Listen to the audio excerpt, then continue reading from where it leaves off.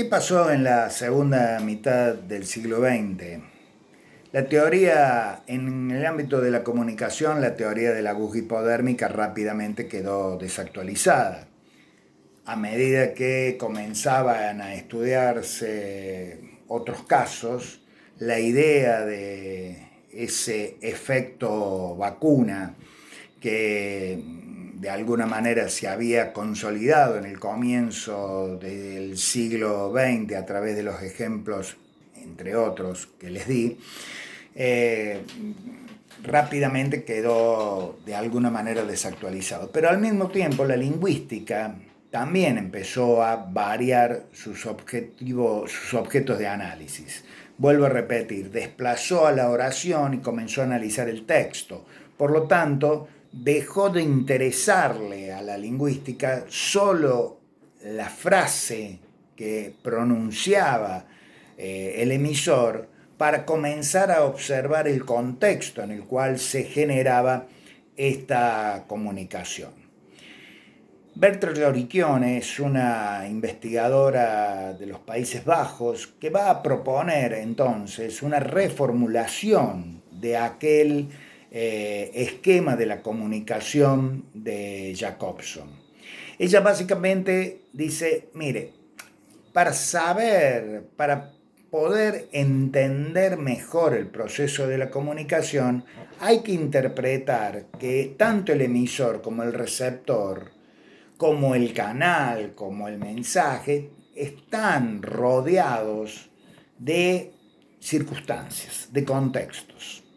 Y que esos contextos llevan a que en realidad cuando uno pronuncia un mensaje, ejemplo, estudien, todos y cada uno de ustedes van a tener en realidad una reacción absolutamente diferente frente a ese concepto, frente a ese mensaje, frente a esa oración, frente a ese texto. ¿Por qué? Porque el contexto en el cual están cada uno de ustedes es distinto. Es decir, no solo es distinto en estas circunstancias, porque cada uno de ustedes está en su casa y no en un aula que compartimos. Aun cuando estuviéramos en un aula todos juntos, la forma de interpretar el mensaje sería distinta. En primer lugar, si nos detenemos también en quién dice el mensaje estudien, también el mensaje es distinto. Así sea el mismo que pronunciemos, Marcela, Alejandra, Clara o lo pronuncie yo, el mensaje es distinto. ¿Por qué? Porque en realidad todos y cada uno de los emisores estamos condicionados, estamos determinados por circunstancias que afectan lo que queremos decir. A ver, ustedes van a ver en el esquema que se adjunta cuando se habla de este nuevo esquema de la comunicación que presenta Herbert Oricchione, que ella habla de que hay distintas competencias lingüísticas y paralingüísticas.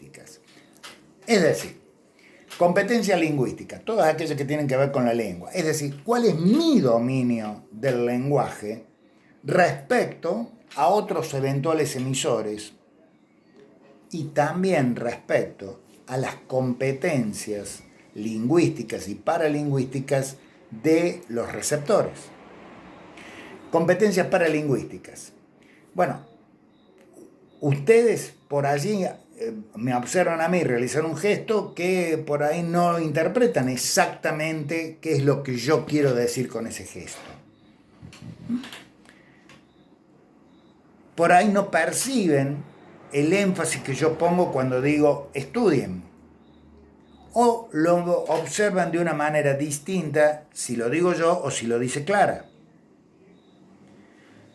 ¿Por qué? Porque hay diferencias generacionales, porque hay una relación distinta con alguien que está también cumpliendo el mismo rol de ustedes, es alumna.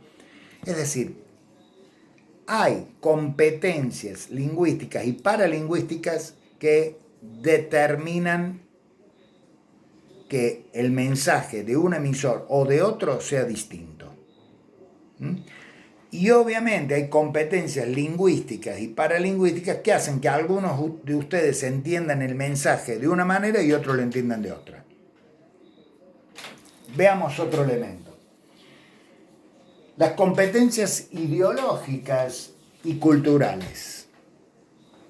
Estas son muy importantes. Si yo recién en uno de los ejemplos anteriores mencioné a Cuba, el concepto ideológico que nosotros hayamos desarrollado, nosotros digo, cada uno de nosotros haya desarrollado alrededor de la palabra Cuba como identificatoria de una nación determinada, implica una manera distinta de entender el ejemplo que he dado. Tal vez ustedes hayan asociado en un primer lugar, cuando uno habló de la relación Estados Unidos-Cuba, la relación actual de Estados Unidos-Cuba. Por más que uno la quiso ubicar a principios del siglo XX, cuando todavía ni había nacido Fidel Castro. Pero ese concepto ideológico que ustedes tengan sobre Cuba, y digo sobre Cuba, puedo decir sobre el comunismo, y puedo decir así no tengan ningún preconcepto sobre Cuba o sobre el comunismo. Es de última algo que conforma su competencia ideológica.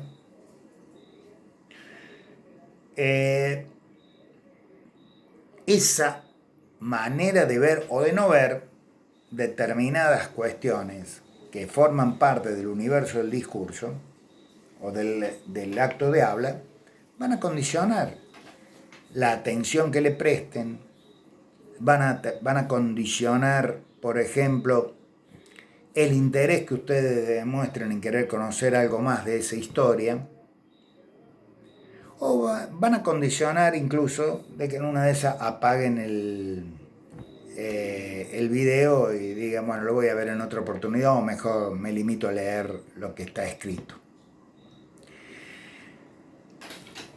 Lo propio sucede con las determinaciones psicológicas.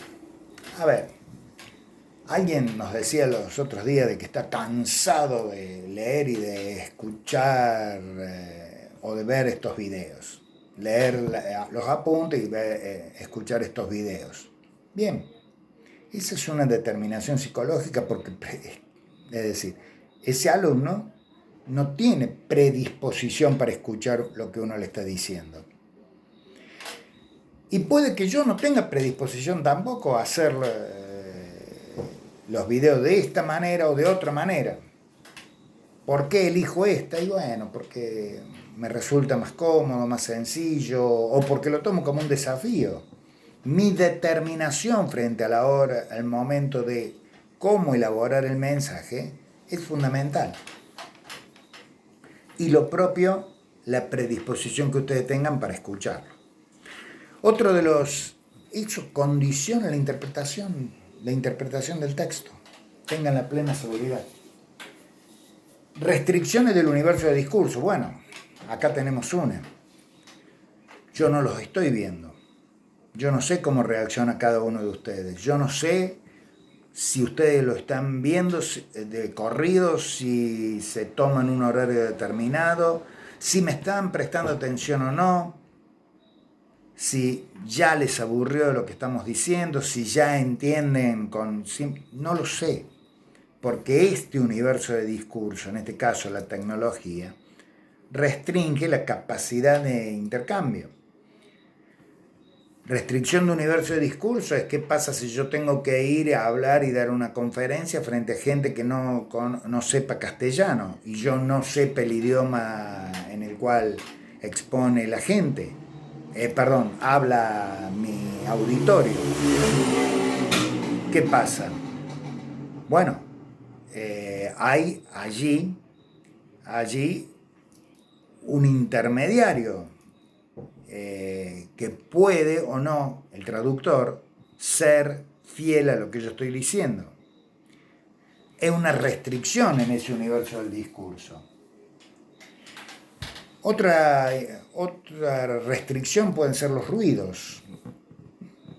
Si hay dificultades técnicas o si estamos dando en una clase presencial y permanentemente nos están interrumpiendo, son restricciones al universo de discurso que predisponen de una manera distinta a cada uno de los oyentes y al propio emisor a la hora de elaborar el mensaje y de interpretarlo.